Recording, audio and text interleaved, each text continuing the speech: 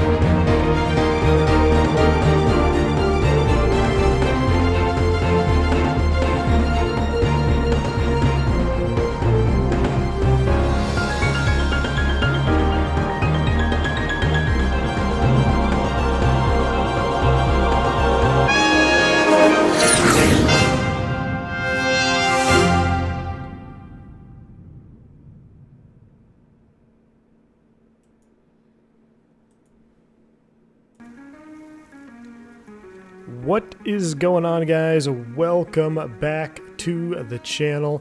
Good to see everybody here on this Sunday afternoon as we get ready to fire up a second flight down to Pasta, Colombia, Antonio Narino Airport.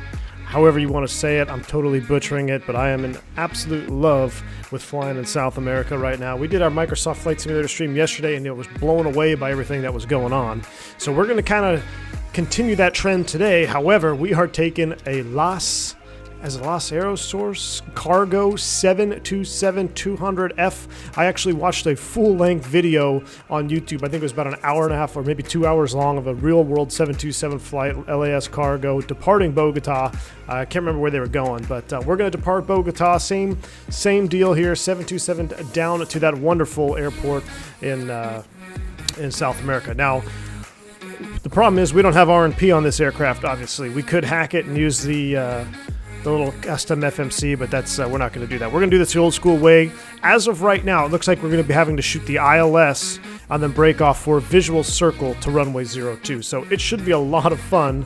I hope everybody is ready to get going. I haven't flown this airplane in quite some time. I did one circuit in it just to see if I can get it all my controls bound. But we're going to see. I'm probably going to stumble around a little bit, but I'm going to try my best. But this was voted on by the commercial members. It was between this and the 319 and the A300. It was a very, very tight race there between the A300, between the 319, which I think we might have to do the 319 on the next stream, an Avianca 319 with CFM A's going down there. It'd be a lot of fun. But Anyway, this is what we got today, the 727 Freighter. What is up, Crow? Max Rank, Ivan 008, Mr. Martini, Mateo Chewy, Christian, Adrian Ionscu, Paul Shoesmith, and many more. Welcome to the stream, everybody. Glad to have you with me. Let's go ahead and get this show on the road. All right. Hey, Benny, what is going on, man? Good to see you. Yes, I did indeed get some ortho. We'll talk about that all on the route down there. Now, the thing is, we are completely cold and dark right now, and this is a short flight. It's only, I think it's like 250 miles, but we're flying VOR to VOR, so it's going to take some time on setup, which I fully anticipate, but if we fully set this airplane up properly, we should be just fine. So first thing I want to do is I want to get the ground power GPU cart connected outside. There we go. All right, with the GPU cart connected outside, let's go ahead and get some power to the airplane. Let's get the battery on. Let's get the external power on. It's going to bring some light into the cabin here. With that, let's go ahead and get the floodlight on here. That makes that a little bit brighter. Let's come back to the overhead. Let's get this floodlight on. There we go. Now we can start to see some things. Beautiful, beautiful 7.2. We're going to power back off the stand. Ooh, Paul, I'm glad you reminded me. Absolutely, we're going to power back off the stand. Is there any other way to depart from here other than power back? So, yeah, we're going to power back. It should be fun. Glad you're enjoying the Colombia flying. Juan, yeah, I'm loving it, man. Absolutely loving it. So, let's do some basic overhead stuff here. Let's just go through the top down. We'll go ahead and test our stall warning. Flight recorder is test. Everything else looks good here, making sure everything is in the right position. We're disarmed there. Fire bottles, want to make sure those are tested because we can blow the engines on these suckers. I'm just going to test my bulbs here, make sure all the bulbs are working. Cool. That's working, that's working, that's working. Continue on down the overhead. We're just going to go ahead and turn the no smoking and seatbelt sign on. We know it's a cargo jet, so it doesn't really apply, but we'll have those online anyway. All these lights work. Those look good right now. Go ahead and arm the emergency exit lights. That light works. Probe heaters can stay off for now. Cool. Alright, so that looks good on this panel. Let's head over to flight engineer panel. Let's go ahead and conduct some checks here. Everything looks normal. This is on external power. All our fuel pumps are off. That is good. Passenger normal. Okay, everything looks good here. What we do need to do is we're going to go ahead and get the bleeds open, and we'll get the packs on right now, and then we'll get the APU fired up. So that looks good. Let's continue our checks down this panel. Our cruise altitude is going to be pretty short, so we're only going to go up to 240. 240 is set. Landing altitude is about 5,900. So let's, or can I do 950? Let's see. Scroll this all the way up. I believe it's 5950, right? We'll round up. 5960.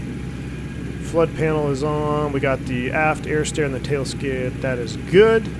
Hydraulic systems are checked out here, looking good. Everything is off right now, as it should. We got our cargo jet. Let's go ahead and fire up the APU, shall we? So we can get rid of the external GPU, because it is a little bit loud.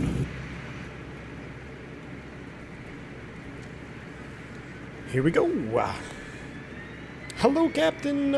Love your passion for aviation. Thank you for taking the time to share with us. Aviator 777, $20 dono, sir. Thank you so much, man, for that $20 super chat. Very much appreciated from you. Thank you very much, man. I'm glad you're enjoying the content. Absolutely, I'm passionate about aviation, and I'm going down the rabbit hole here in South America, but I'm loving it. I'm glad you guys are enjoying it as well as we go down for another ride, if you will. Sometimes the 7.2 flies right over my house here in Bogota. You know it's a 7.2 because it's loud. Oh, yeah. These 7.2s are loud, man. Let's back up a little bit. So I picked up a Thai Models Bogota. Now, it's like I typically try to stay away from Thai models, but it doesn't seem that bad. You know, it could be better, could be worse. It was a little. I'd probably price it around $12 instead of $24 or whatever it is. Interesting to see this gentleman over here taxiing in the grass. But this is the Thai Models Bogota. I have a feeling I'm going to be coming down here a little bit more. When your X-plane ortho is destroyed in North America, why not just create ortho in South America and start flying again? So that's kind of what we're doing. Let's go ahead and close that with APU on the line. Let me go back over here. That is off. I want to put this on APU source. APU. Cool. And now let's go ahead and let's just get galley power 1 and 2 on, and let's go ahead and disconnect that GPU card. A little bit loud, a little bit extra loud. We don't need that. Doing some cable management under the sim desk. Got iPad propped up, ready to watch the stream. Awesome, Scott. I got to do that myself. I got to do some cable management here myself in a little bit. But all right, let's go ahead and get our flight plan sorted. So my yoke is already giving me issues with my buttons not working sometimes, but we'll have to deal with it. All right, so we are going to be on basically a VOR departure, and our first fix. Let's pull up the departure procedure here. We're on the Camus, which is a right turn direct to Sochoa, 108.6. So because this is a short flight, we're going to take our time here on the setup. We'll make sure we have everything ready to go. This is a good way to get this set up here, like a good way to learn VOR navigation. So 108.6, that's going to be our first one. After that, I've got my nav log here, which we're going to use. And basically, it's direct to. We're on airways. We're on a low airway, but we're going to stay with it on this without having all the waypoints in between. So that's why there's only 3 VORs here. After that, we're going to 17.3, which I'm going to put on active 2. And I'm also going to back it up on nav 1. So I've got Sochoa. I've got our 17.3 for Gulf India Romeo is backup, which we'll already be able to find that hopefully on nav 2. And then since I don't want to waste the nav 2 standby, let's just put 16.3, which is already in there. Good. So that's the one over there by the airport. So we've got all our radios set up. Our departure, our second nav radio, and then our third nav radio will be 16.3. All right. You reminded me of something there, Saturn. You said that a GPU or the APU is running hot. Let's come back over here. Let's make sure everything is good. Cooling doors are full open. Everything is good there. Why is our GPU running hot? Why is our GPU so hot right now? Or EGT so hot? Oh, because we got the packs on. There we go. We were over-temping that. Good catch there, Saturn.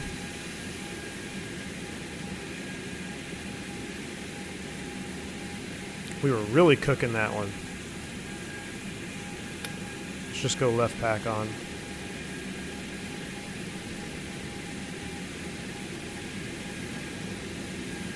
Watching that EGT now.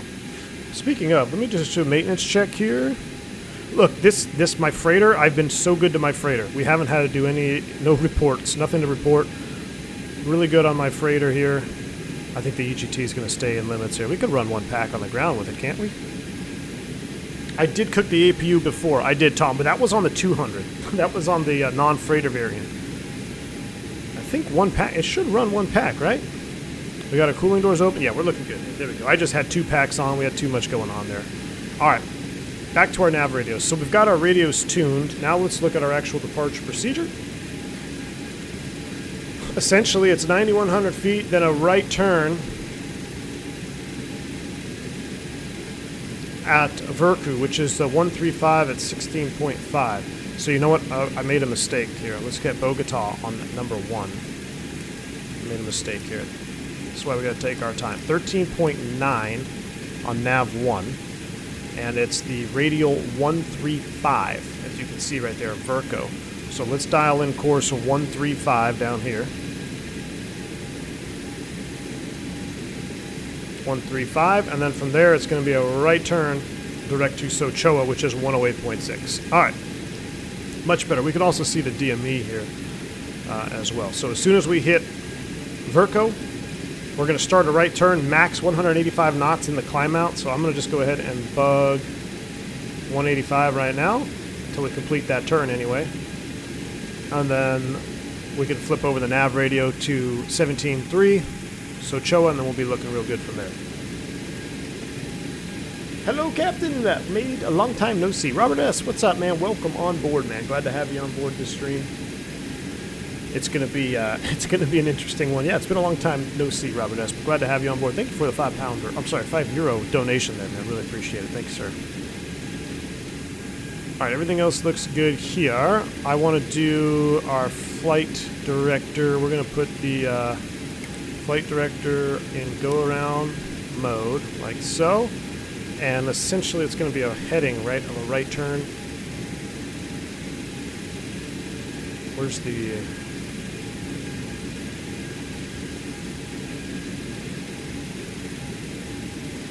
78.9 ground speed. Doesn't have a turn, but we'll just heading it around. I think it's going to be like... out like that. Alright. Let's run through some checks here while we're sitting on the ground. Battery on, APR ground power is on, stall warning check, emergency lights on, passenger signs on, window heat on as required, radio, radar, transponder. We do need to set our transponder. We got 2,000. Let's go ahead and put it on altitude. The parking brake is set. So window heat.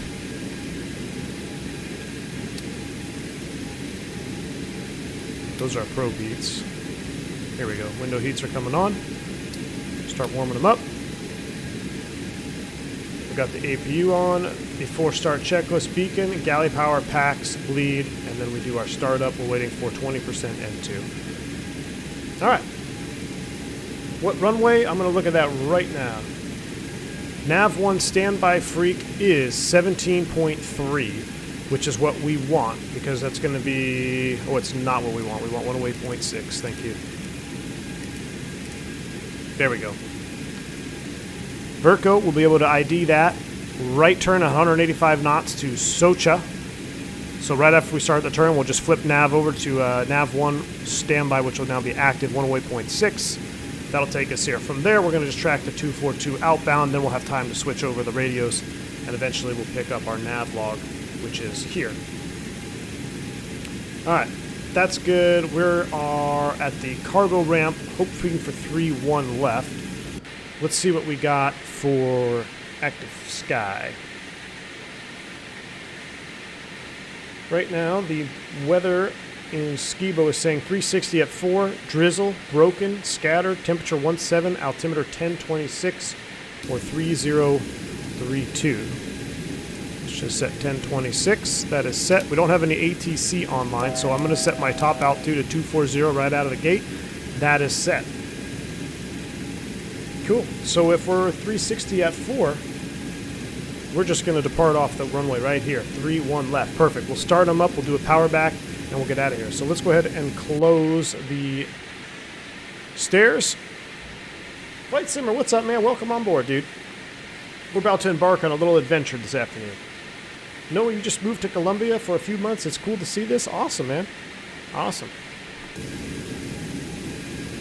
All right, let's configure. I don't want to keep going to this view here. Let's configure our APU for start. So, galley power is off. Packs are off. Open. Bleed pressure is greater than 30 psi. I think we're about ready to go. Let's come over here. Let's get our beacon light on. And we're going to ground them 3, 2, and 1. Here we go. Grounding 3. N2 rotation. You'll see the starter valve is open. Waiting for 20% N2, which is right there.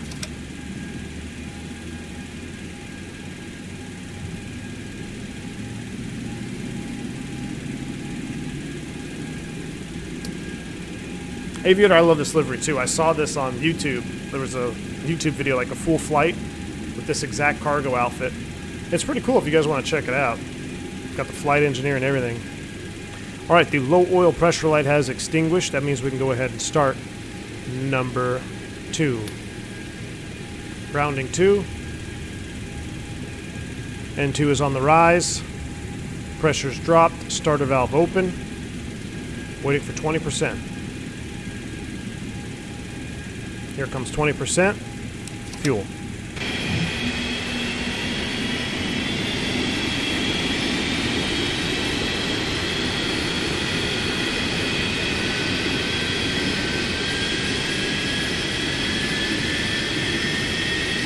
should probably have loaded our fuel, huh? Stand by. We skipped the whole step here. Total fuel 24.9. And what did we need? We may be alright, because I may have preloaded it here. Let me just double check. Our ramp fuel, oh yeah, we're good. We got an extra 4,000, that's fine. We got an extra 4,000 pounds of gas. We only needed 20,000, we got 24, which is fine, because that means we can go around if we need to. Alright, let's go ahead and ground number 1. Here comes rotation. Yeah, I totally forgot that. I gotta change the runway, huh? That's gonna change everything. There's 20%. I was totally planning on going off the other direction. Man, we're gonna have to change our whole DP now. Let's go ahead and complete the after start checklist, and then we're gonna reset our nav radios, because yeah, we have it. We just set up to depart on the wrong runway. Wow. Told you I was rusty. Yeah, we're departing off 3-1 left, not 1-3. I think earlier I thought 1-3 would be good, but right now the winds are favoring 3-1. So we're gonna have to change that. That's all right. We got extra gas. Let's go over to the flight engineer panel. Our start is complete. Let's go ahead and close the generators. Essential power will be on Gen 1. That's good there. We can get our galley power back online. We can get our packs on. We can go ahead and close the engine 2 and APU bleeds. Cooling doors are still full open. Gas per fan can come on. Let's go ahead and shut down the APU. And we also got a boost pumps too. I'm forgetting all kinds of things today.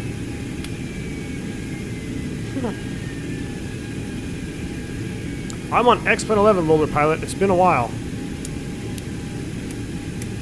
Hydraulics are coming online. Interconnect. Pressure. There we go. We gotta wait for our temps to come up anyway. Alright, let's take a look at this departure chart. We did indeed plan for opposite direction. So, that's gonna change things.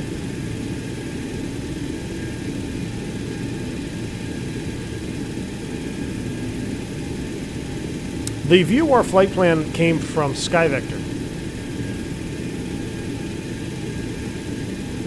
Are these all 1-3? That's all 1-3. 6 Echo. That's not it. These are RNAV, RNAV. So we only have, let's try this one. That's also going eastbound. What about the one at the very bottom? Why is everything departing eastbound? Alright, you know what? Winds are... What do we have for wind direction? 280 at 5. That's updated weather. Winds are 280 at 5. If we go off 3-1, it's just going to be, there we go. There we go. We're going to stick with it. We'll go off of, man, if we go to 1-3, 280 at 5, quartering tailwind.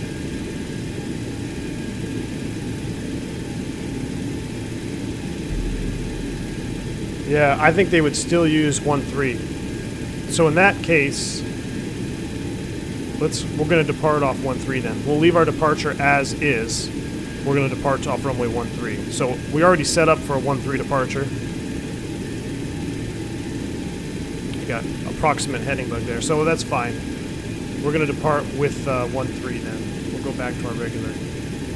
What was it? This one? Yeah. All right. No harm, no foul. Let's get rid of that truck.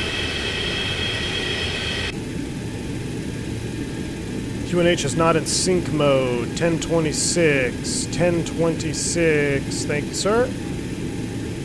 Is set.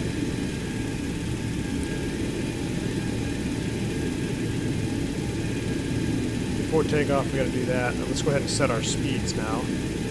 We're going to be doing a flaps 15, set bugs, and we'll set the trim. Is set. All right, time for power back. We're not going to extend flaps until power back is complete. We also need to get on the proper radio freak. 22.8 is up.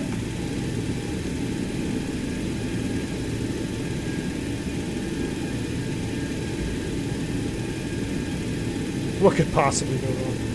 And now I need to set... hold on, we have to go in X-plane settings because we have to bind the push-to-talk. I haven't flown a Boeing yet. So this is... what is it? X-pilot, push-to-talk. There we go. Done. Bogota traffic. What is it? Sur Americana? Sur Americana 357. We're going to be doing a power back here at the cargo stand. We're going to be taxiing to 13 Bogota. I think it's Sur Americana. Sur Americana. I hope I'm saying that right. I'm probably not, but... all right, pushback procedures in effect. We got clearance from ground crew. Are you guys ready? Watch your ears.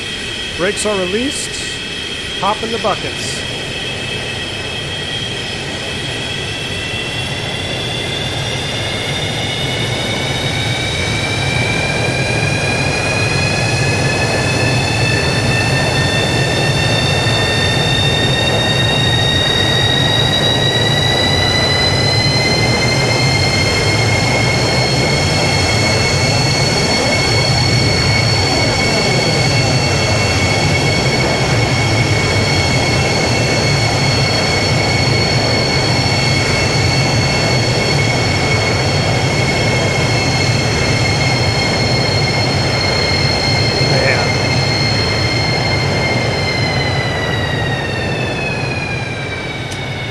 Stow the reversers.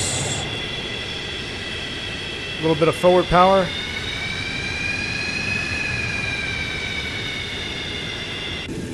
And that should give us enough room to make a left turn out. We're blocking traffic, but that's fine. Let's go ahead and set our brake.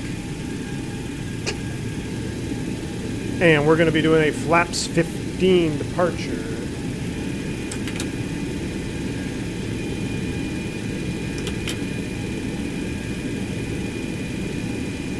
Flaps 15 is set.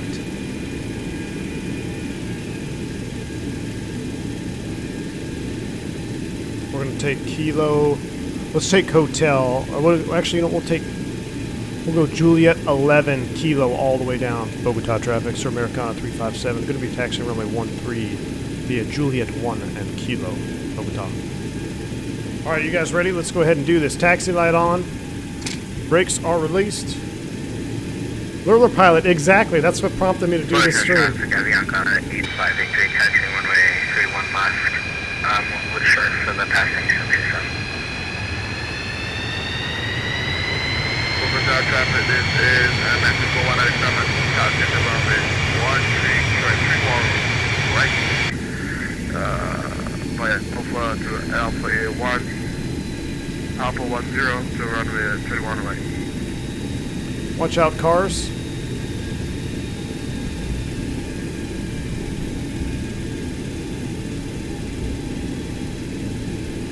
Alright, so Avianca, I believe he said he's going to hold for me. That might be him there. So we're going to sneak around him to the left.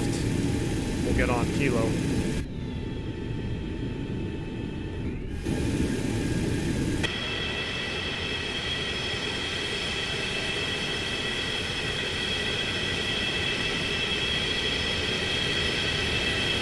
Looks like the rain is let up, though.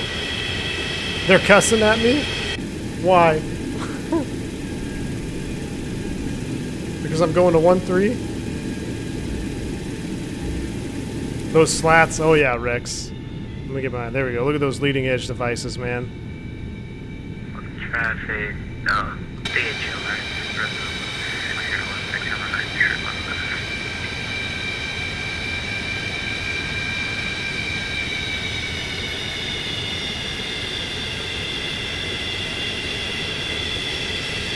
How hard is a 7.2 to fly? It's very task saturating. I haven't flown it, like I haven't done a full flight in it since probably my last stream in it, so it's you can tell I'm very rusty. It just takes a lot of manual inputs, if you will. There's everything you got to do has to be done manually. So we don't have the super fancy takeoff and landing cam, but we do have the yoke and throttle cam. You can see I got my 3 Boeing levers set up here. We're using the old honeycomb Traffic on the yoke. 8585, pushing back, bottom out of gate, Takeoff 6, facing east, left left. Is this connected to the tiller now too? No, I'm not. It's not. Okay, good. So yeah, we'll get that up here as soon as we get down to the runway. We're gonna go all the way down, then we'll do our pre-takeoff check short of 1-3. Boeing Bravo setup juice, Tom. It's not bad actually. I mean, if you look at it here, I mean it's don't have the Thrustmaster yoke, but I don't know. I'm fine with the honeycomb for right now. But yeah, I got the Boeing throttles on here. These actually come standard when you get the Bravo throttle, which is pretty cool. So I got these. I have my Boeing flap lever, which coincidentally works with my Airbus, although it looks like my flaps got readjusted.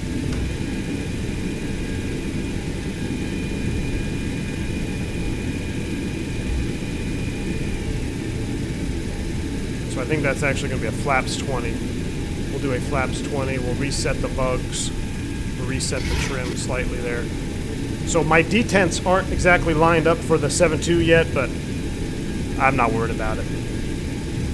But it is super fun flying with 3 throttles. I mean, that's what I love about the Bravo. I mean, it's so configurable when you load up with 3 throttles or even 4. It's a lot of fun. So we're going to be needing it a lot when we get to our destination. So we're sitting, well, let's see, I want to tweak it, get it right at 20. There's 20. Kind of have to use a little bit of both of the lever and the axes. I just cannot wait for what's coming this week. It'll really complete the sim, I think. And I would love to have what is supposed to arrive. Thank you, Avianca, for holding. That's awesome. Look at that little Airbus right there.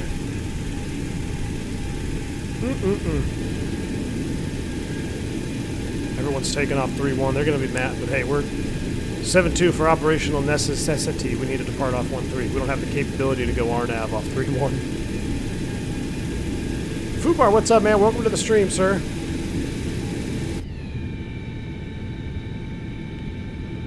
Welcome to the stream, my friend.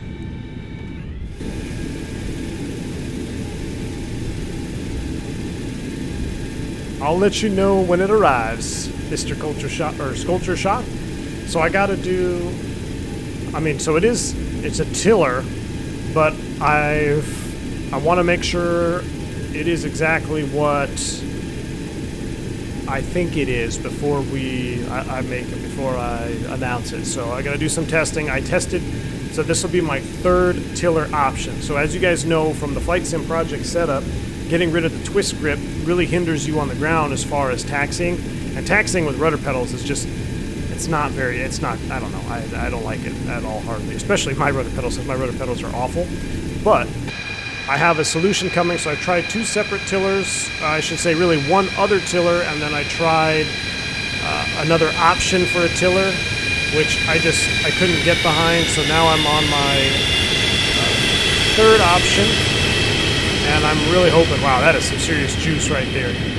I'm really hoping this will pan out, which I think it will.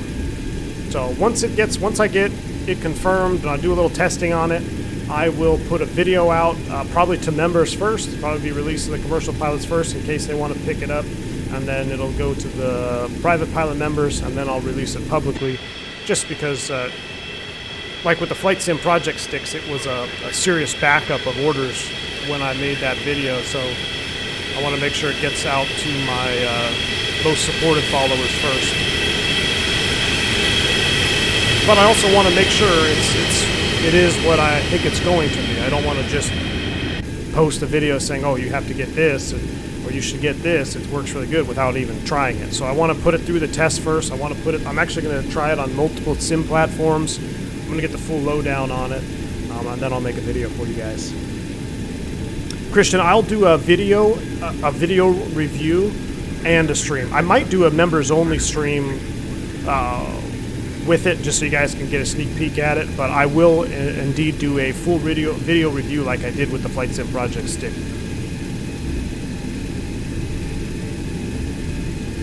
Have I had the Miss V1 and the V1 Juniors on board the Airbus? I have, Kevin, I have.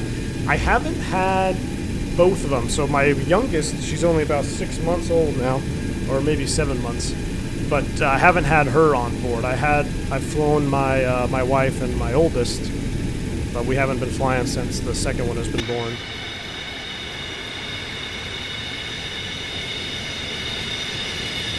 I do miss these flyby views. These flyby views are pretty sweet.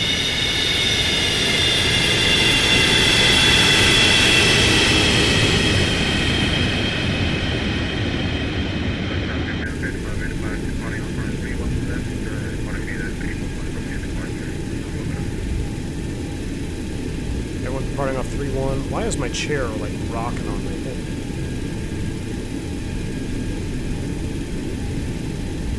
Chair keeps rolling around. All right, how far we got to go? This is a long taxi out. That's right, we had extra gas though, so short of Kilo 2, Kilo 1 up there, we will do our checks. We'll make sure everybody is clear because we are going to be departing opposite direction, which is going to be a pain in the butt for everybody else here. We got a couple Aviancas taking off. AMX, Aero Mexico. So we're going to be that guy. We're going to be departing off 1-3, but desperate airplanes call for desperate measures. The JT-8D sing, and they sing beautifully. Oh yeah, Jeremy. Just as a word of warning, guys, if, here, I'll turn the sim sounds down just a little bit. I'm going to turn them down a little bit. So if that pushback was loud for you, it's going to be even louder on the flyby view. So just if you're a headphone user, we're going to positive rate, gear up, flyby, and these engines on flyby mode at takeoff thrust is extremely loud, ear-piercing, but I love it. So just make sure you're aware of that.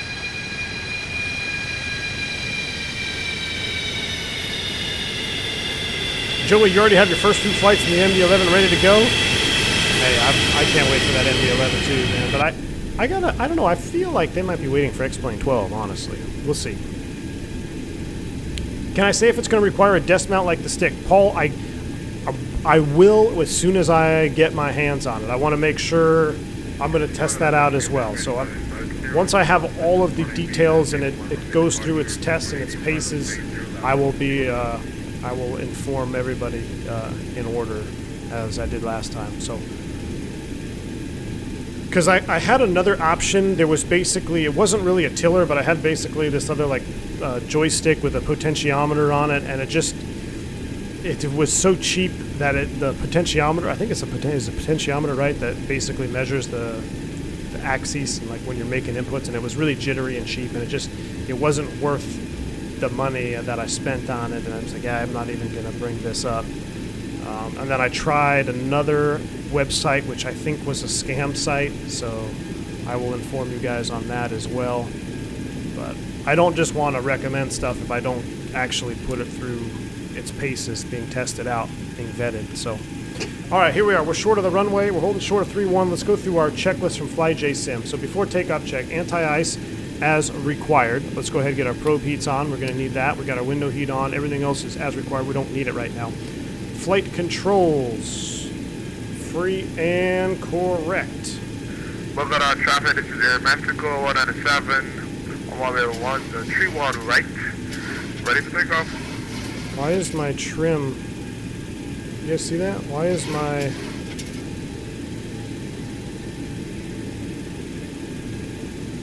what is up with that? Why is my nose wheel trim to the left? And Bogota traffic, Avianca 85 East 3, lining up runway 31 left.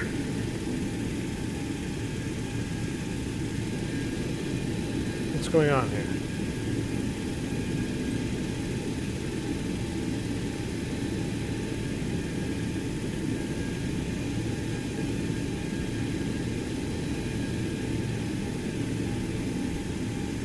don't like the way this is looking.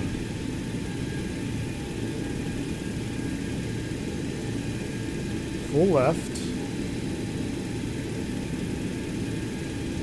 Interesting. Maybe it's just my honeycomb. It might just be my honeycomb giving me issues, guys. Let me double check my binding here. I don't want... oh, that's roll trim left, roll trim right. Let's do some roll trim in there.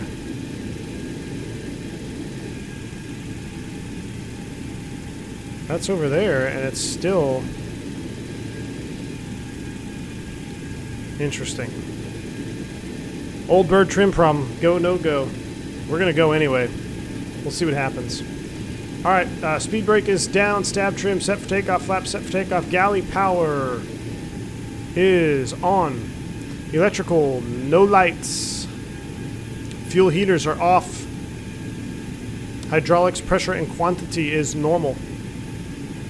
APU is off. Pressure set for cruise altitude of flight level 240. Flight ground switch to flight. Number 2 bleeds closed. Number 2 bleeds are closed. EPR and airspeed bugs are set. We're looking for 2.15. Clear for takeoff. Start switches. Guarded.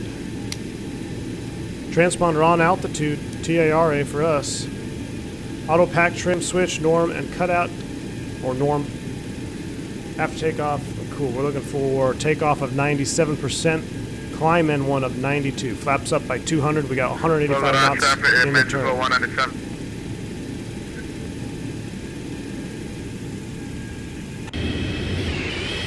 Alright, I think we're just about ready to go. Make sure there's nobody here. He took off above us. Cool. Bogota traffic. Sir Americana 357. Going to be departing runway 13 right of Bogota.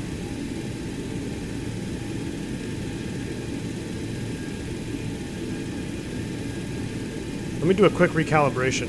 You guys brought up a good point. Alpha flight controls. There we go. So roll. Yeah, let me do a quick recalibration here.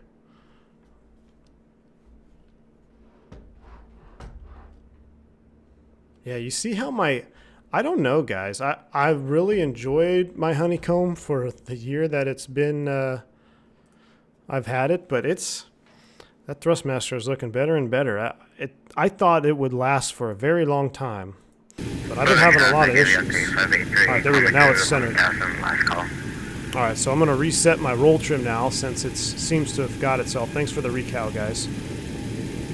Okay, yeah, we're looking much better now. Cool. Double check the map here. Cool. Bogota, Sir Americana 357, departing 13 right, Bogota. Alright, light them up. Let's get out of here.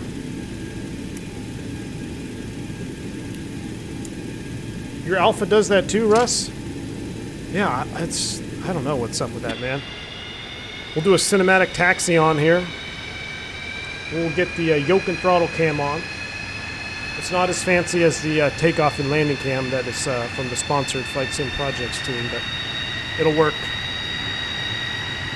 It'll work. Going up all the way or nose down screws the roll axis. Interesting, Russ. Yeah, see, I wish I had my tiller right now. It would be sweet. Thank you for the light fix, Lua, whoever posted that in the Discord, by the way. It looks so much better.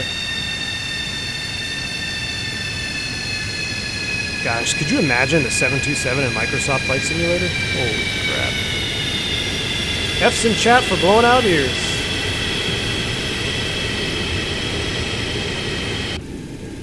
Alright, double check visually. There's nobody down there. I feel bad doing this departure here, but it is what it is. Okay, so straight out, as soon as we hit Vuckrow, which is 16.5 DME, we're right about 13. We're going to make a right turn direct to Sochoa. 108.6 is standby nav 1, verified, ready to go. Approximate heading. This is something I'm going to show you guys real quick before we take off, because it's an important little hack, if you will, or not really a hack. I mean, any competent pilot might or might not know this trick, but it's something to get you going. So we're a little off center line, but so we know on the departure procedure that we have a right turn after this waypoint, right, at 16.5, which will be indicated by this DME here. it's kind of hard, single pilot, to turn the radios, turn the airplane, and make sure everything's working. But I can look at my RMI, because my nav2 RMI, indicated by this double line here, is showing me the Sochoa VOR is approximately the 240 bearing from my current position. So I'm going to just preemptively set my heading bug to about 240. That way at least I have a target to turn to without even having to tune the nav radios. I know as soon as I hit 16.5, I'm going to start a right turn to approximately 240 because I can see that's where the bearing 2 is here on my my VOR2 on the RMI over here. So that's just a little tip that can help you. And then of course when we flip the nav radio over, you'll be able to fine-tune your exact course direct to the VOR. 185 knots max, at or below 12,000. We don't have ATC on. We're going to just rock it right all the way up to 240. What is our EPR we're looking for? One last time. 2.17 EPR. Flaps 20. Are you guys ready? Maximum. Yoga's in chat. I don't know. We're not going to be able to spool them up. We'll spool them up 50 from about outside, and then we're going to have to be inside because I don't want to blow the engine. So here we go. Yoga's in chat. Let's do it.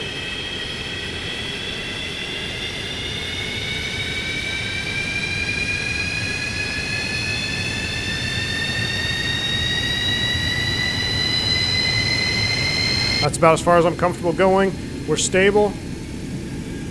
Here we go. 2.17 EPR, but keep an eye on those temps.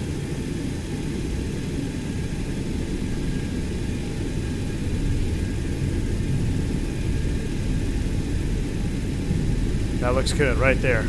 Thrust is set. Fine tune it. Airspeed's alive. 80 knots.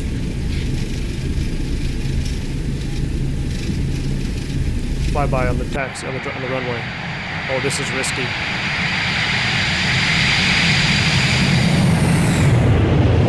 E1, rotate.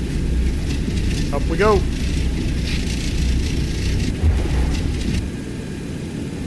Positive. Did I hit the tail? Positive right gear up.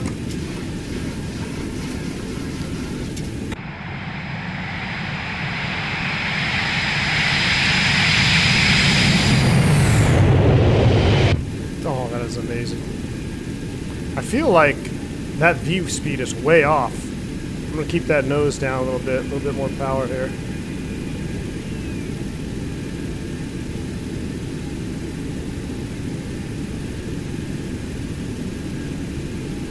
.17. All right, here's 16-ish. I'm going to start rolling into a right bank, and I'm going to look down at my radio, and we need to verify 108.6. 108.6 is on the nav. Now I'm going to swing my course around. Right about there. All right, our course is set. We're nav in 2. Lower that nose a little bit. Here comes 150 knots.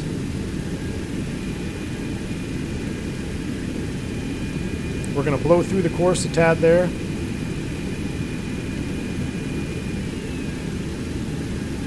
Yeah, that VR speed seemed way off, man. I felt like we were stalling on the departure.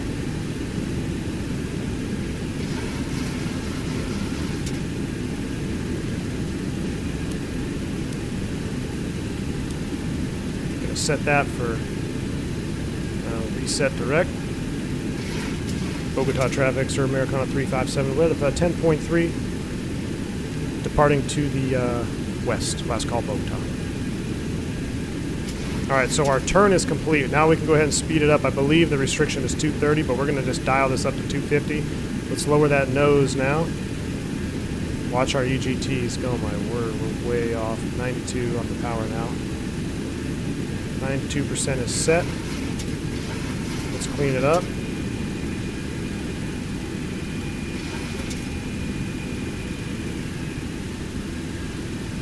We're about 6 miles out.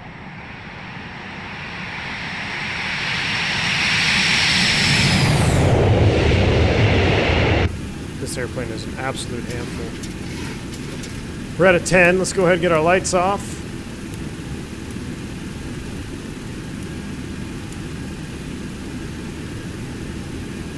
I'm going to start utilizing the autopilot to help me out here now. So basically we're kind of trimmed out.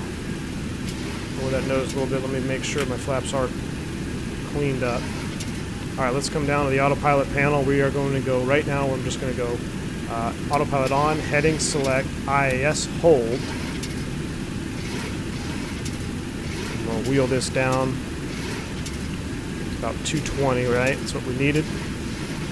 How we're looking on our departure. Oh, that's my track IR. We don't want that on yet. Max 230 knots. After we hit the VOR, we got to cross outbound on the 242 radial. So I'm on heading mode, so I'm going to dial up 242 right now. 242. 12.9. Put this in, that's in nav mode. Let's put it in heading mode. I don't think the FlyJSim perf calculates do well at high altitude airports. Definitely seemed quite low. Oh yeah, it was super low for the VR, man. Super low. And we did indeed hit the tail. We did indeed. We hit the tail because our VR speed was way low. Alright, we just crossed over the VOR. We're tracking outbound 242. Now we're going to change things up. I'm going to put that into nav loc mode for my flight director. I'm going to put this into nav loc mode. Make sure alt cell is armed. And we're still in IAS hold.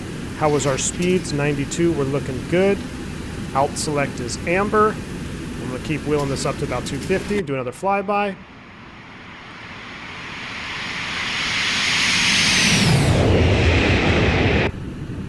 And we are off. This airplane is a handful. Let's go through some checks here. After takeoff, seatbelt on, off, anti-ice close off, gear up and off. That's set. Flaps up, no lights. Auto pack trim cut out. It is. Hydraulic pressure and quantity is normal. Right here we're not leaking anything. We did bump the tail, but everything else is good. Pressurization. Cabin is descending, which is interesting. Cabin altitude 6,000, 240. We are in flight mode. Keep an eye on that. All right. Woo. Took the wrong runway and had a tail strike. Fake pilot. Yeah. Exactly, man. All right. Before we get comfortable now, there is hardly any time to relax on this. We don't need this chart anymore. We don't need this chart. We need my nav log, so we don't even need that anymore. Let's go to my nav log. After 108.6, we're going to 17.3. So let's come down here. That's in nav 2. Let's put it in standby nav 1. And we are looking good now. And in fact, nav 2 is indeed receiving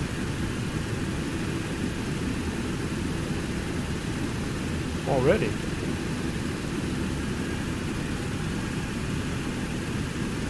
Come over here to my FO side. So if I wanted to take a shortcut and go direct to, we could do it right now.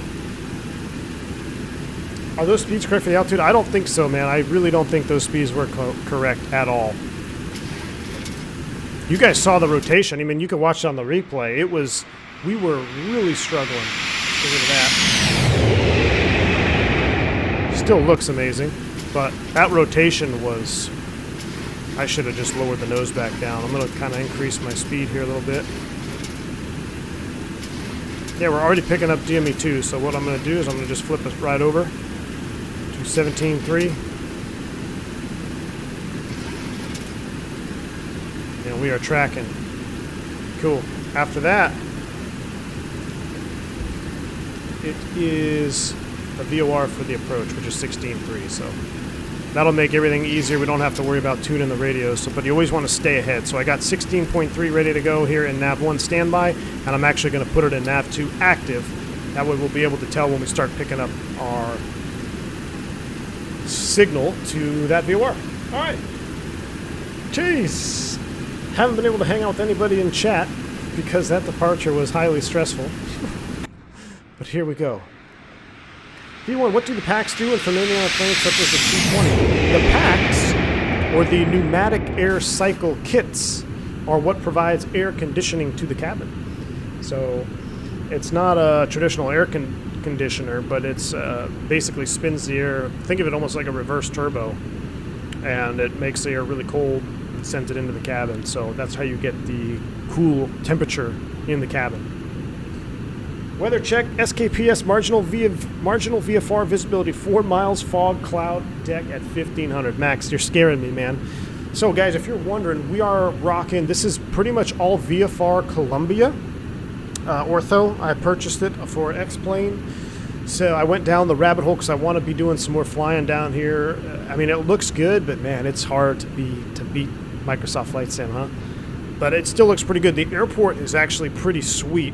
I'm hoping maybe on the next stream we'll do maybe we'll do a turn on the 319 on Avianca. So for everybody who's familiar with this part of the world, think of a destination I could go to from Narino in the 319. So I want to take an Avianca 319 with the CFM-A engines. We'll depart Narino and then we'll go somewhere, maybe even up to Rio Negro, I don't know, and then back down. But if you got another suggestion, make sure you put it in the Discord because I would love to see it. I mean, this looks pretty good right now, not gonna lie. Alright, let's pay attention for the level off here. And let's just double check our position on the map.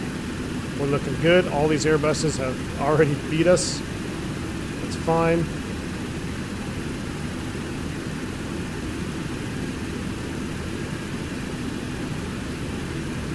After Golf India Romeo, we basically want to take Victor or Whiskey 86, right? So Whiskey 86. I don't know what course it is. I'll have to look at that up. Look it up here. There's our altitude horn. We're gonna make sure we have to pull the throttle back. Cartagena. Ooh, Cartagena would be good. Gino, you got the METAR. Thank you. 0 knots, 7,000, 2,000. Mist and fog? Jeez. Alright, here comes our level off. Remember, you don't have auto throttles on this old rust bucket here, so we got to manually set our thrust. I'm going to... Let's just cruise. We could cruise it a lot faster, but just for the sake of my workload, we'll do about a 7... We're not even really at transition. We'll do about a 300 knot cruise. I mean, we could really go fast, but not necessary. So after Gulf India Romeo, it's basically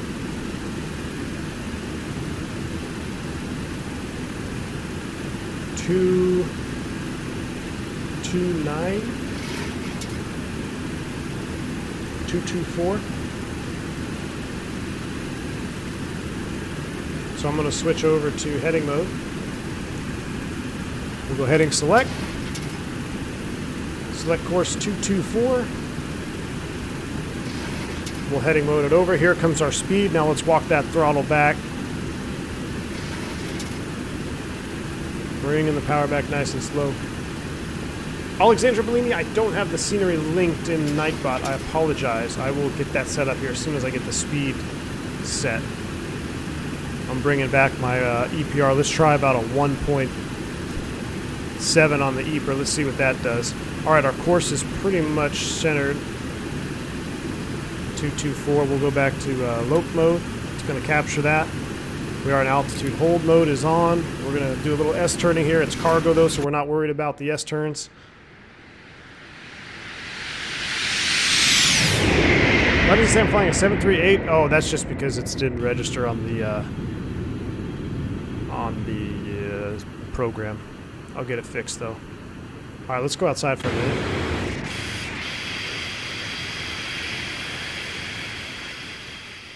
Turn that down a little bit so it's not super loud as we S-turn around for our course, but that looks awesome. Let me see if I can fix that on the top here.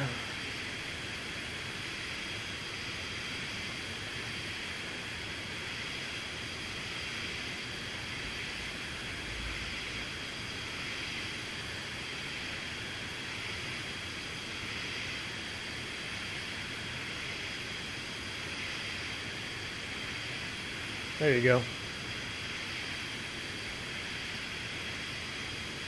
Do Miami to, is that Cali? Oh, no. I don't know if I want to do that, man. I don't know. Something about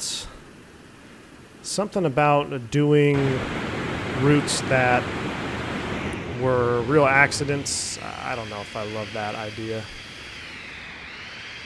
But we got some nice scenery down here. We made it. Salute to you, Joey Brendan. What am I using for weather? Right now we got active sky. Where I work, I saw one of our A300F with the new avionics, and it honestly looks pretty sharp. Ooh, a new A300F with, yeah, I thought, what, UPS has some pretty sharp ones. I think does FedEx still have A300s? We got active sky weather right now.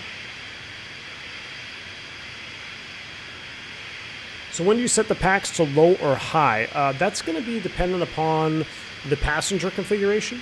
So for a basic 320, above or below 148 passengers, you can put the packs into low. And that will also probably vary airline to airline because airlines have different seat capacities and all that. But just a standard econ configuration with 148 passengers or less, you can put the packs into low. And all that does, I mean, it saves a little bit of fuel, saves a little bit of wear and tear on the packs themselves. Now, of course, you can run it in high mode if you want to. If you're, maybe you're high density altitude, it's hot, then you would run them both. But in order for that switch to even work on the Airbus, you have to have two bleed sources. So if you're just running on APU, it won't matter where you put that switch in. The packs will always be on high. Exclamation point sky for my clouds. Ivan, yeah, I'm thinking I'm going to be sticking around here for a while. Ooh, that's a cool shot, though. I mean, come on. That is a beauty.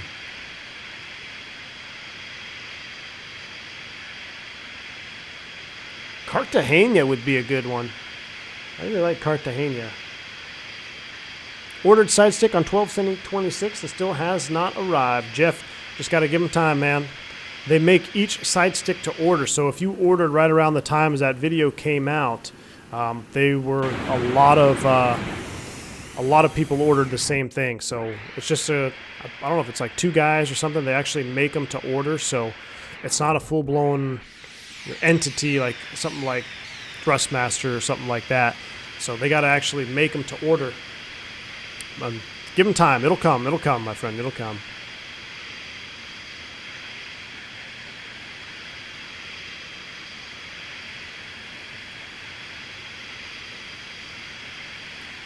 I'm liking this cargo livery. I don't do very much freight hauling here on the channel.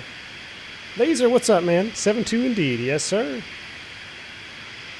I think so, as long as they tweak the coloring in X-Plane 12 so it doesn't seem as dull and need reshade, it'll look good. Yeah, Tom, I'm really looking forward to the color and the lighting. The light, that's what makes, other than the ortho, the default ortho everywhere you go, having a proper or like a really nice lighting, is going to be absolutely key for X-Plane 12. That's what makes Microsoft look so good, is you have the ortho, but the lighting that they have in that simulator is absolutely fantastic.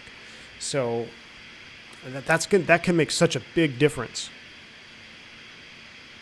V1 caused a side stick stampede, I know. Andy, that's why I'm enjoying PVA. Gets me in these old birds more. Andy, I know. I've been wanting to fly a PVA flight here for a while. If you guys like the old birds and you want a virtual airline to fly, the Piedmont Historical Group, Piedmont Virtual, PVA, they have all the old 727 routes. They have all the liveries for Piedmont, and you can actually fly other old airlines. So every season, they update which airlines you can fly with old aircraft, and it really is a neat idea for a VA. I've been wanting to be flying in the VA more, but because all my American ortho is kaput, I'm down here doing this in LAS Cargo. Now, I think we are probably going to do a PVA stream next Friday for VA Friday, probably on the West Coast somewhere, because I do have my Orbix back on the West Coast. So, and I might even get some of my Orbix. I might get my Orbix Florida back. So we'll probably do a PVA flight on Friday this week. All right. I know I'd love to sit here and chat in the external view, but we need to pay attention to what's going on up front here. So we're only about 153 miles. We're going to switch over VORs now as well. So I'm going to come down to my nav radio. 16.3 is what we need. And if I look at my FO over here, I'm going to dial up his course to be centered, which it appears to be about a 231.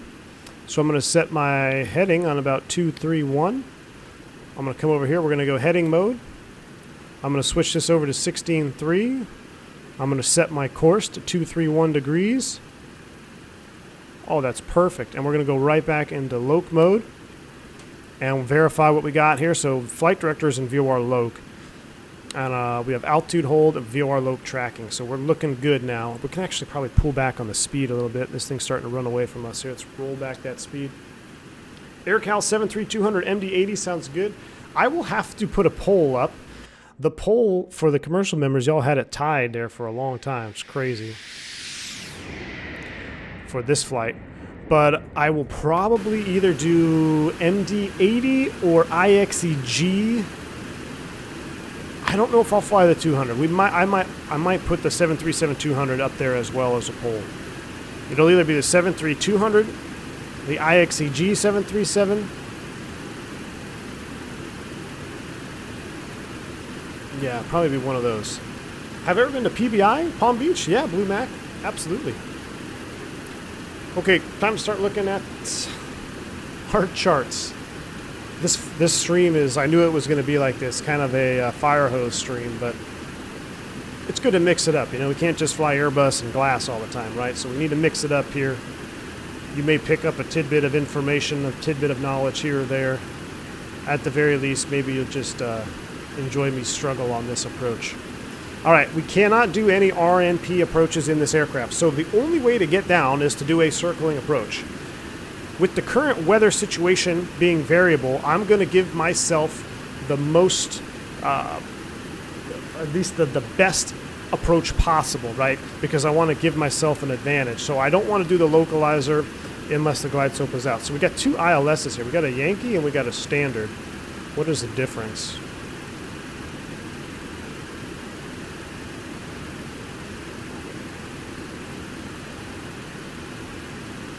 A, B, and C.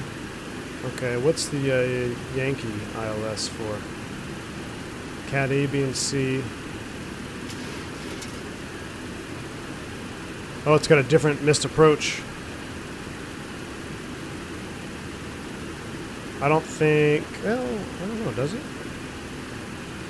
It has a slightly different missed approach.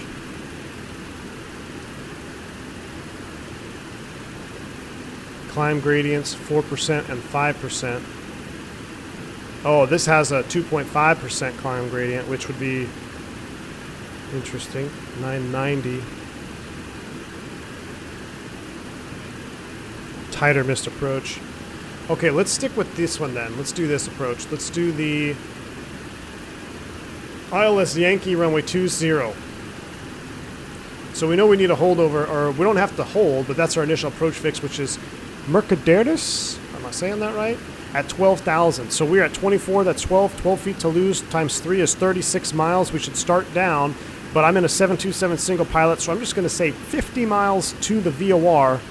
I'm going to start my top of descent down to 12,000. From there, we're going to track the 2112 to the intermediate fix for the LOC frequency of IPSO POSTO, which is 110.7. Verified. So let's get that in the standby. 110.7. We'll get this standby nav 1. As a matter of fact, we're going to do this. We're going to do 110.7 here. And then I want to put in the POSTO VOR itself, 13.4. Just so I have a rough DME. So my nav 2 DME is basically my distance to the airport. So what you're seeing here, 141 miles, that's basically my distance to the airport. We're about 118 miles from Mercaderes, which we want to cross at 12,000. We said we're going to start down about 50 miles. Is that right? 12,000 feet to lose. 12 times 3 is 36. Yeah, at a 3-degree path, so we should be all right.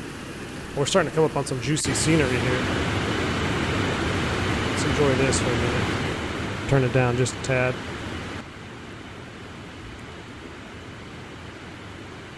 I forgot the altimeter setting. Oh, man. See? Another one. Issue. SBRG. I have to look at that one.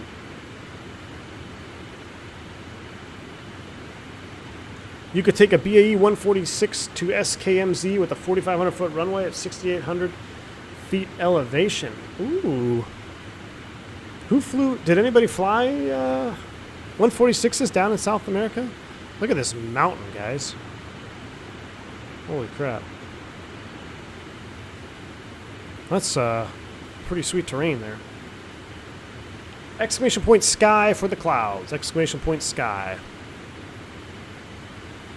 Let me get a weather update in active sky. Speaking of clouds, what are we doing? What do we got here? The latest at Pasto 0. It's still the same. Fog, scattered 1,500, overcast 8,000. So how this is going to work, I'm going to have my track IR on for this. But basically, oh, you know what? Does this require a GPS for that 0 Yankee?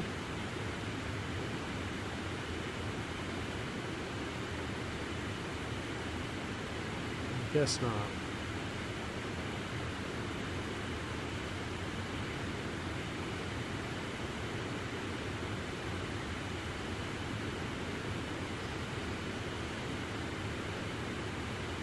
'76 on a field elevation right about 6,000 feet.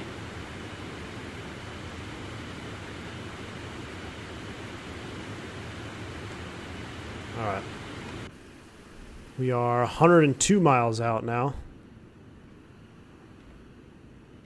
See if we can get a, oh, that looks good right there, huh?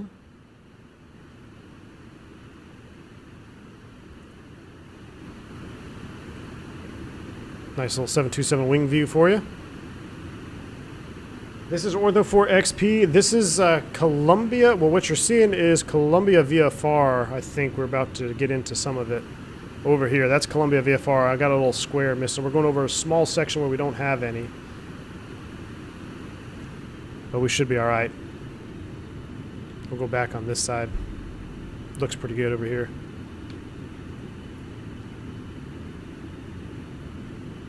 What's SKPP? Guillermo? We're looking good. V1 speed check is 290 knots. You can give it a little extra juice here. Let's do about 1.6 on the EPR, 95 miles out, 40 miles from top of descent. Let me check our fuel status. We got plenty of gas, and we're all balanced. So we're looking real good on the fuel situation. Let me see if I can pull out a Colombia VFR for this scenery I'm using.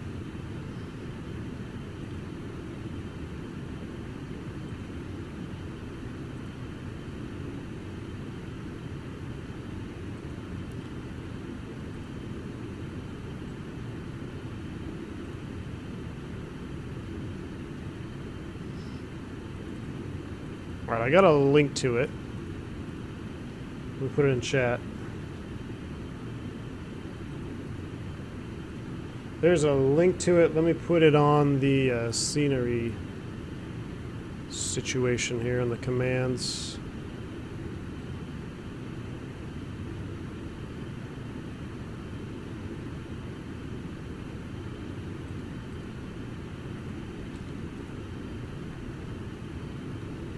Actually, it'll be exclamation point Colombia.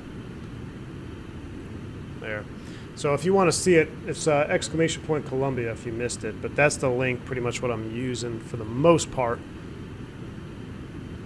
Sam Colombia flew 146s in the 90s. Awesome.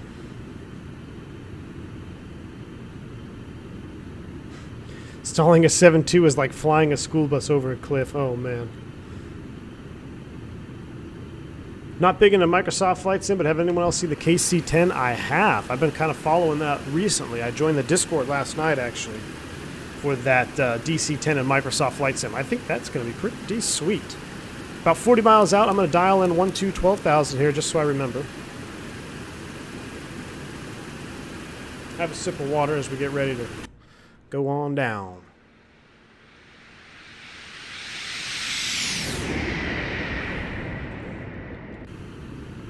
Captain, I don't know how you could have a Core i9 paired with a GTX 1070. It's weird, isn't it? But hey, it works, man. It works. Any thought why SkyVector gave me a bad course heading on the chart doesn't match the planning map last night by 20 degrees? Is it a course or a heading? If they might give you a heading, which is corrected for wind. You might have a wind correction angle, or you might have a magnetic variation. You might be seeing a true course, and then the heading is your magnetic heading. This flight calls for extra bourbon. I'm going to be needing some serious bourbon on the approach, guys, because I'm sure there would be some type of circling procedure published, but what we're going to do, just as a rough overview, is we're going to shoot the ILS until we can have visual with the airport. I'm planning to circle at about 7,300 feet, because if you remember, yesterday we were about 7,300 feet in the turn around the mountains. Now the R&P approach takes you right over these cliffs, which we can't do that. We got to stay a little bit tighter to the field this time. That's why I'm going to have my track IR running, and I'm going to be flying at about 7,300, which is about 1,300 feet above the touchdown zone. So I should be, if I roll out, on a 3-mile final, I should be just a little bit below. But it is a visual procedure. You can see here, circle to land to the east is not authorized. The minimum descent height or minimum descent altitude for us, which I don't even know what our speed's going to be for landing, 129. So up to 130, 7,600 is going to be our MDA essentially. So I'm actually going to have to set 7,600, which is 1,600 feet above field, which my rad out doesn't even go there, which we wouldn't even worry about the rad out on this approach because we're going to be flying in terrain. We got to look at our altimeter. So we want to be at 7,600 feet in the circle for this approach. I'll just go ahead and set bugs now. VREF 129, so we're looking at about a 134. I was over the numbers. About 63 miles out, I'm actually going to start setting up for our descent. Let's go ahead and turn off altitude hold mode.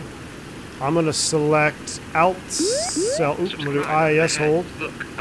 Outcell is armed. And I'm going to walk these thrust levers back just a little bit now. We're going to start nosing over. We're a little bit early, so I'm just going to trickle in over here. Is a VREF going to be accurate for the altitude? I do not know, GNR. I don't have a chart for it. I don't have any way to correct it. So I'm just going to have to kind of feel it out as we fly. Going to be the old seat of the pants flying here like these old Boeing guys. I mean, if it starts to feel like we're getting really high on that AOA, I'm going to have to bump it up.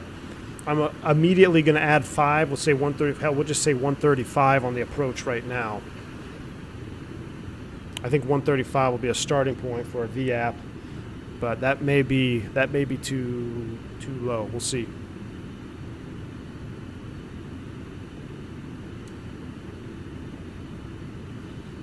So Tom, if you're learning SkyVector, let's see. I've got my chart here. Yeah, you'll notice there's a bunch of different things now. You have a track and a wind correction angle. So your track is 232 with a wind correction angle of 1. So your true heading is 231, but you have to add magnetic variation of +8. The magnetic variation or the magnetic heading is 239. The simple way to kind of sum this up here is everything you fly in the airplane is magnetic. We fly magnetic headings and in the airplane. So everything we do in the airplane is magnetic. As far as flight planning is concerned, you actually do it in true. That's where you get the true track, the true course, and then you have to do your wind correction, and then you apply the variation. The variation number is a constant depending on where you are in the world. So where we are here, it's +8, +7. Eventually, it's +2 down here by because we're going further south, down by Pasto. So that's just kind of a rough breakdown. And this is VOR to VOR. You can do airways in SkyVector as well. Airways are also in magnetic. What client do I use for? What pilot client do you use for X-Pilot? This is X-Pilot. I will go ahead and bring those thrusts back a little bit more, about 1.4. Oh yeah, we're inside of our window. So let's go ahead and rock these thrust levers back now. bringing them down. We are on the descent. Outcell is armed. Can I turn on this? It is on.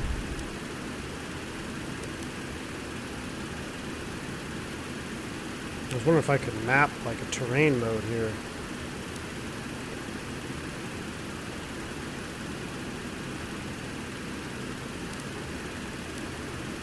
We'll keep it at 40. We'll keep it like that for now. All right, 1,500 feet per minute in the descent. We're looking good. Let's pull up our checks. Descent approach, seatbelts on, anti-ice closed, open, landing lights. We'll get those. Altimeters, I never set them for standard, which was a goofball move here. What are we looking at on the airport? We're looking at 1020. So we're going all the way down past transition, so I'm just going to dial in 1020 right now, so don't forget. 1020 is set. 1020 is set twice. That's very important for this approach. 1020 is set. Radio altimeter, we have it at 1,000. It's going to go off a couple times. It is what it is. Flight instruments are set. Hydraulic pressure and quantity and cooling doors are set. So we're looking back over here. We should be all right.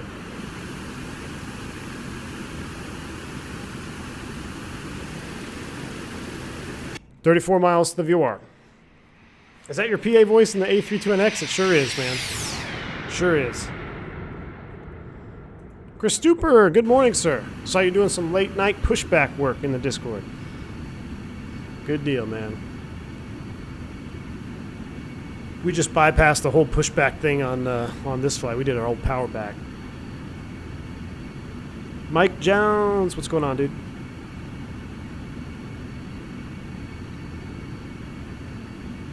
Not sure about wind direction in a METAR. Is variation taken into account? So in the ATIS it is magnetic because we fly magnetic. Now a winds aloft forecast will be in true. Tuned in time just for the sweet flyby. Well, here you go. Here's another one, man. Merry Christmas.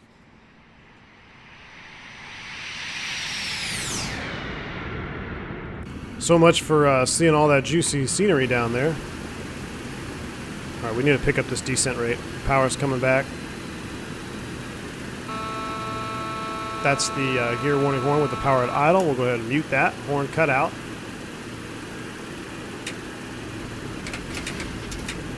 Give a little sploid brake action in here. Because we still need to slow down. Oh, look at that. 727 spoilers. I love the 727 wing, man. It just looks so good. All right, let's get these volumes back up. I think that should be good.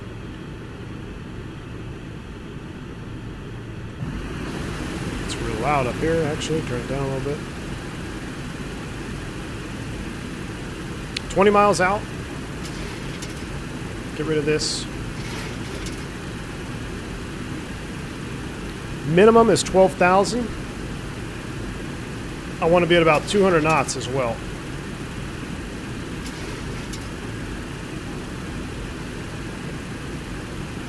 Outcell is armed, confirmed. It is. Very good.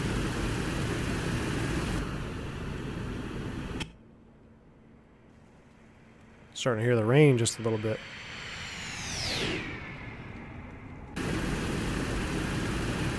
$2,000 feet to level off. Your favorite bird? Yeah, it's nice, man. It's a handful. Yeah, Mr. Martini, I love the wing soot, especially when you get all the flaps out. Sooty and rusty. 1,000 to level off. Check. 15 miles out. We're looking real good. Let's verify our inbound course after passing over the VOR. It's going to be course 212. I'm actually going to set my heading bug so I remember 212. There's 12. Stow the brakes. Speed is coming back. We're actually going to fly this at about 200 knots here. We'll dial up 200 on the speed. Go to my flap limitations again. Below 200. We can't do anything really. We're going to stay flaps clean pretty much. We'll do about 210.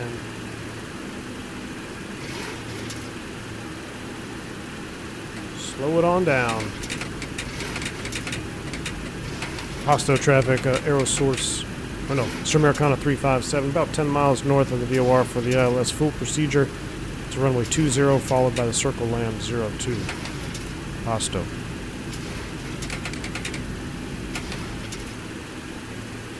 Alright, 9 miles. Let's go ahead and start working those thrust levers up. We'll go ahead and get the yoke and throttle cam back on. Let's get our power back in there, about 200 knots. Looking pretty hazy right about now. Trying to see where everybody else is. Looks like they're already on the circle. That's good. Alright, we're at 12,000. We're stable. We're about to go over the VOR. Matter of fact, I think we're right over the top of the VOR right now.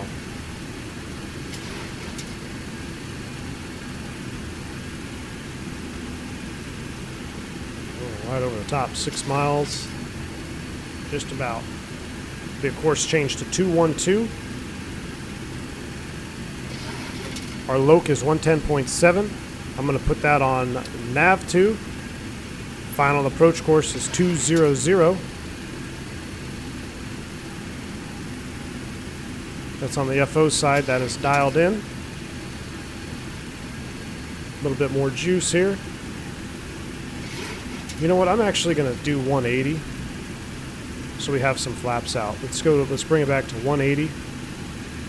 And we can go below 190. We can do flaps 2 and 5. So speed is coming back. I'm actually going to go heading bug now. We'll go heading select. Course 212 we'll select. And we'll go ahead and extend flaps to 5.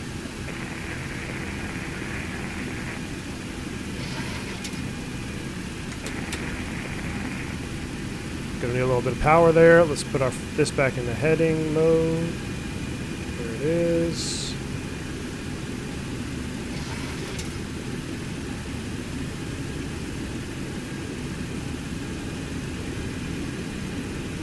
I'm having an issue with my flap axes because it's not quite lined up properly. Let's come back to the right. We need to intercept this. After we cross over the VOR, we can descend and maintain 9,000. 9,000 is set. We'll do IAS hold, altitude select, bring the power back. Here comes our course. Reset. It's going to start to get real hairy here. We can't see anything.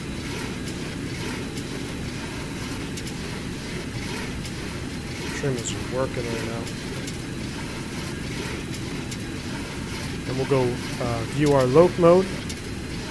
So it's going to track the 212 course. We still don't have our localizer. Oh, I think we just started picking up LOC. Nope, we didn't. Still waiting to pick up our LOC. 11.5 coming out of 10. Let's get our lights on. We're going to get ahead of the airplane here. Let's get ahead of the airplane.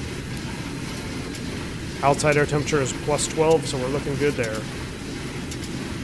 I can't believe we're complete IMC. Are you ridiculous? This is ridiculous? I mean, did all this time getting the scenery set up here, and we're IMC. Let me do a refresh here of active sky. Fog, scattered, overcast 8,000, so we're above the overcast here. 11 descending 9,000. We should be getting that. Okay, our ILS is up. It is up. I can see it on the FO side. So I'm going to select heading mode. I'm going to select 110.7 on my course. I'm sorry, my RAD 1. Select heading 200 or course 200. Auto approach mode arm. I'm not going to put it on yet until we actually fly into it. We're going to stay in heading mode. I'm starting to hear traffic now. Let's go ahead and bring a little bit more power out.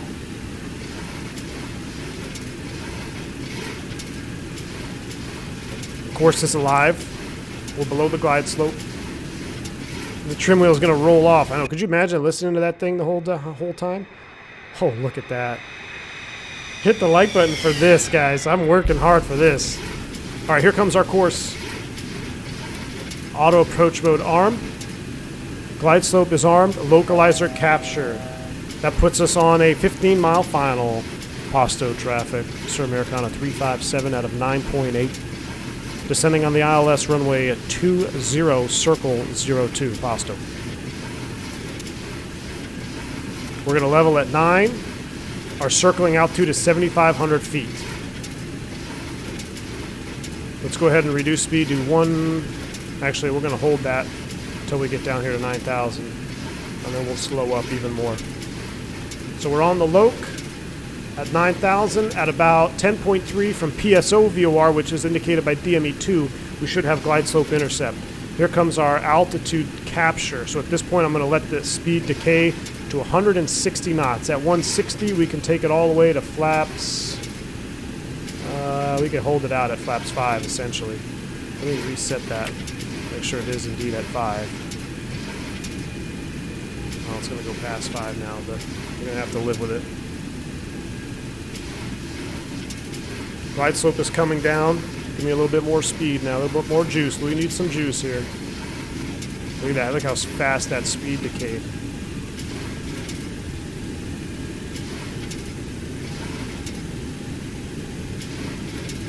Might not break out at 7,500.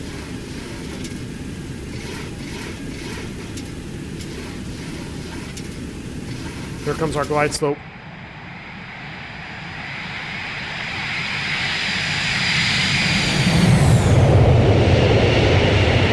I feel like our AOA is way high here.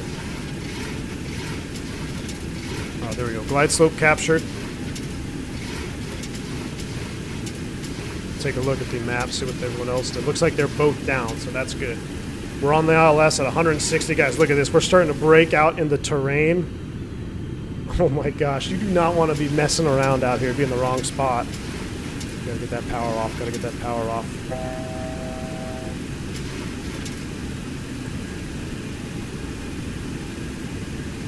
I'm gonna set a reference altitude of 7. I'm gonna actually set 7,300. I know the circling mins are 7,500, but we may not see anything here. Speed went way high on there. 583 vacated, runway 06. Alright, so he's clear of 02. We're out of 8,000. Flaps 15, a little fast on the speed. We're coming back. I might have to start hand flying here in a second.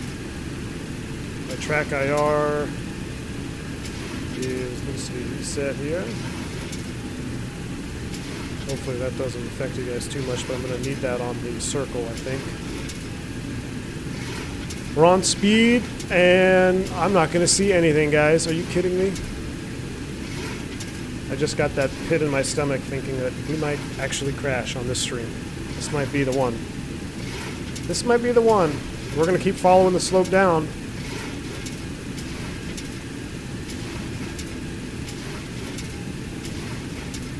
Yeah, we can't. There's no way. There's no way. Gears coming down.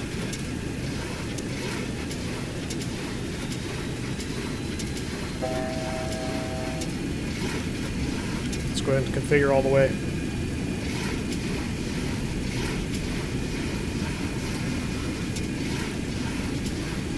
I can barely see the runway. There's no way we could circle. Speed, autopilot off, I have control. There's no way. We need to come up one step for flaps 30. That's way too slow. Power, power, power. Power, power. I don't think we're going to survive this circle. We're already illegal here. 6,400, I can see the runway off my left.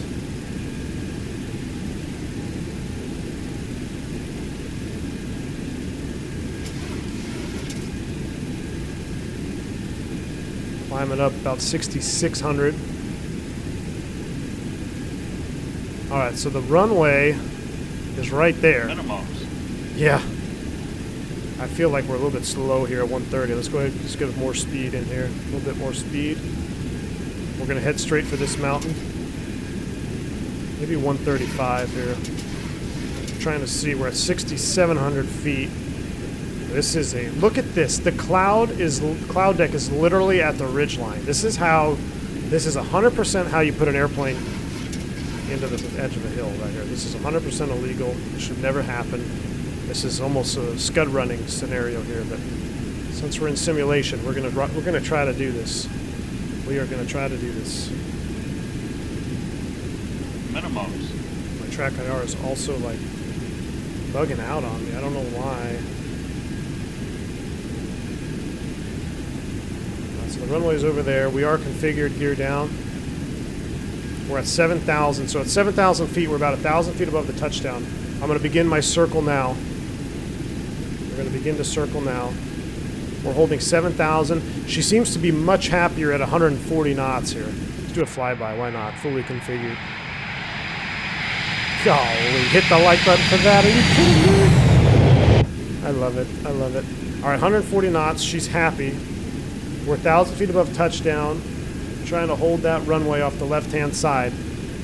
I don't want to climb too high because if we go back up into the soup, it's no good. 1,000. We're expecting our rad out to be erratic there, which is normal.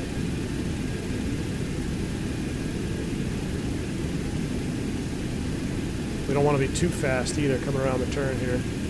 All right, I can see the runway off my left. I'm starting to descend below 7,000 feet. Let's go ahead and get some power off the airplane. I feel fast. We're going to need a bank angle check here. Rolling it in almost 30 degrees. Bringing that power off. One thing about the 7.2 is she'll come down on you. A little bit of an overshoot. I see the runway. Runway's in sight. Power's coming off. We might have to do a second attempt. We'll see if we can salvage this. A little bit of an S-turn here over the ridge line. This will make for one hell of a replay if we can put her down here, though, guys. Oh, my goodness. 130 knots. We're on speed. Power, power. Sink rate. Power, power. 40, 30. Jeez. 10. Golly, let's get the power off and land. Golly, are you kidding me?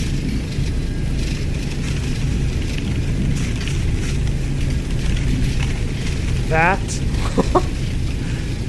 Okay. That was Lowy on steroids. I don't care what... That is the most difficult approach I've ever flown. It's probably because it was illegal. You would no way... I mean, I don't know. We kept visual the whole time, but we went below our circling minimum. So, by definition, I think it was illegal. But by old school Colombian 727 pilots, I think they probably still could have done that. And that was no doubt the most challenging approach I've ever flown on stream. You just saw it. I mean, coming over the cliff, the illusions are unbelievable. We almost had a butter, but then I kind of forgot to bring the power. I forgot how much travel I have here in my throttles. Oh my word. Whew. I was not expecting that we were going to make that. No way. I'm going to need to turn around here too. Let's get some power in here. I really need a tiller. You're going to see some off-roading here for a second. P.S. 3 months. Thank you for the 3-month support there, man. It says unbelievable skill. Thank you, sir. It was there was some skill and some luck definitely involved in that one. Definitely some luck involved in that one, but we got her done. You're not going to be seeing any more of those off-roadings come next week. Alright, again, you don't typically reconfigure on the runway, but we got a long taxi back. Let's clean up the aircraft. Little uphill taxi here. You're going to want to stick around for that replay, guys. You're going to want to stick around for that replay.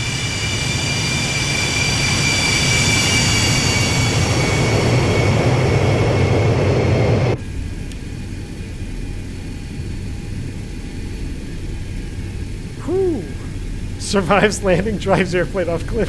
Andy, I was thinking that too. I was like, man, what if we go off the cliff here? Good night. I'm just going to leave the engines on so we can go right into the replay mode. You can actually turn your engines off, Andy, I believe, in X-Plane, especially with the FlyJ. Much better replay system in my X-Plane. But I'm going to leave them on just so we can hop into the replay, because I know everybody wants to see that replay, so we're not going to bore you with shutdown procedures. Look at our 2 Aviancas here. Ladies and gentlemen, we did it. I didn't think I was going to make this radio call. Pasto, Sir Americana 357, clear runway 02 to the ramp. Last call, Pasto. Did not think I was going to make that white radio call, guys. Actually, we'll leave the lights on for replay too. What the hell? XP Colombia. We're just going to blind this guy with our lights. That's alright. I don't feel like I'm on center line at all, dude. What are you telling me to go straight for? Erp. Brakes are set. Let's check out that. Hey, that was actually a pretty good parking job. That's like 9 for 10 on that parking job there. Look at that Avianca. Love it. All right, we're going to disconnect. Cruz, that was you? Awesome flying with you, man. Much appreciated. Let's hop into the replay, guys. Let's check out this replay mode. I got to see this. We're going to back it up even a little bit more than that. We're going to do it from right about here. All right, this is when we started the circle.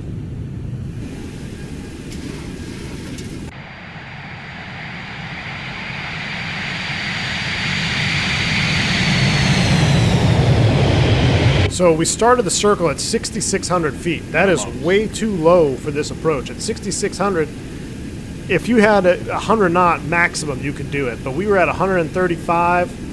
7,600 is our minimum. We are well below that. So theoretically, this is illegal. But I'm going to need a stiff one, Mr. Martini.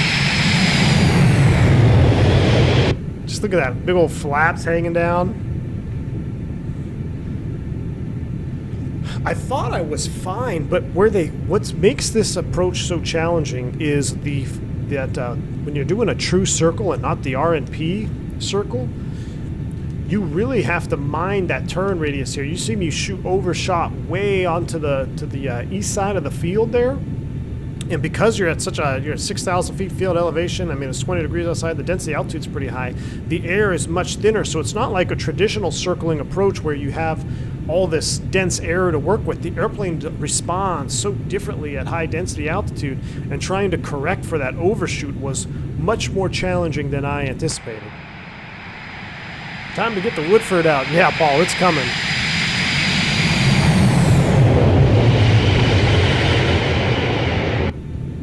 Look at this.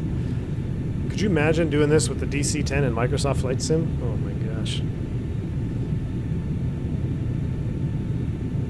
Imagine being on the ground watching this. Yeah.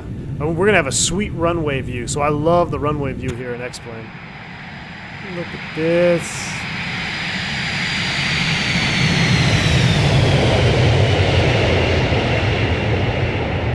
So here's a tower view. Oh, look at that. You can see me on the tower view. See how wide, wide I'm going to make that turn? Here's the runway view. I didn't have the density altitude or the bank angle to get it over. Did I make the ERP sound when I stop in real life? You'll have to fly with me to find out. Look at that bank angle check. All right, so we're rolling out, and now I got to correct back.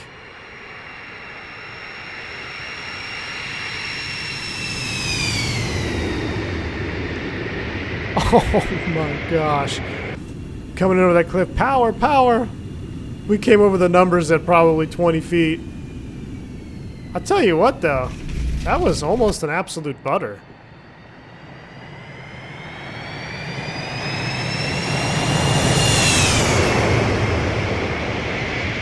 That was almost an absolute butter. I think we missed the butter by about a foot.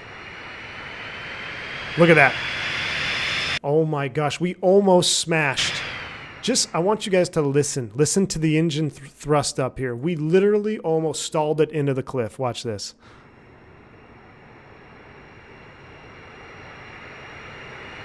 Right there.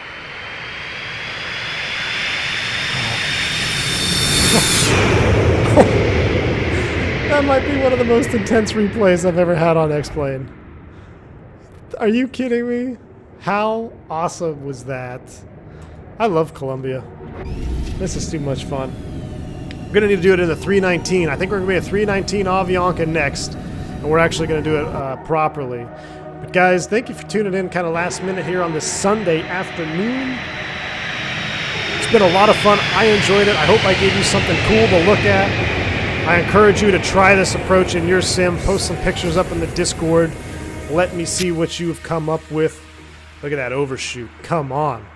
You just don't have the performance. I simply just did not have the performance to crank that in tight enough. And then we almost stalled it.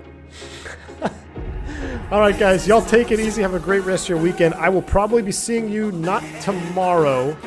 I probably won't be until Wednesday or Thursday. But we got a lot of special juice coming to the channel this week, so make sure you're subscribed. Hit the like button for me on the way out. Was that a little... Look at that. Even had a compressor stall there on number 2. Wow. All right.